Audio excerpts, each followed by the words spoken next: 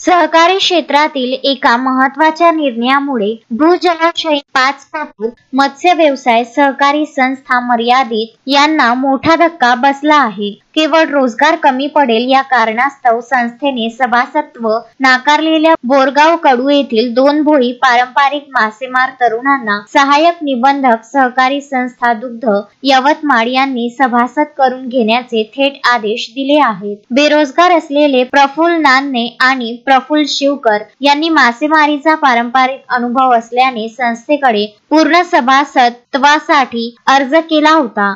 संस्थेचे अध्यक्ष व सचिवांनी 68 सभासदांनाच पुरेसा रोजगार मिळत नाही, त्यामुळे संख्या वाढल्यास आर्थिक क्षमतेवर विपरीत परिणाम होईल हे कारण देत अर्ज फेटाळला आणि त्यांना केवळ नाममात्र सभासद होण्याचा प्रस्ताव दिला। व्यथित झालेल्या तरुणांनी महाराष्ट्र सहकारी संस्था कायदा 1960 च्या कलम 23 नुसार सहाय्यक निबंधक अनिल नाईक यांच्याकडे अपील दाखल केले। सहाय्यक निबंधकांनी तांत्रिक तपासणीचे आदेश दिले। त्यानुसार मत्स्य व्यवसाय जिल्हा यवतमाळ यांच्या कार्यालयाने 5 पहूर तलावात दोन्ही अपीलकर्त्यांची तांत्रिक क्रियाशीलतेची तपासणी घेतली। तपासणी दरम्यान प्रफुल्ल नान्हे आणि प्रफुल्ल शिवकर यांनी अधिकाऱ्यांसमक्ष यशस्वीरित्या पोहून दाखवले आणि जाळे मारून मासेमारीचे प्रात्यक्षिक यशस्वीरित्या पूर्ण केले। या अहवालात ते क्रियाशील मासेमार असल्याचे सिद्ध झाले। कायद्यापुढे संस्थेची आर्थिक भीती टिकू शकली नाही आणि क्रियाशील मासेमार असणे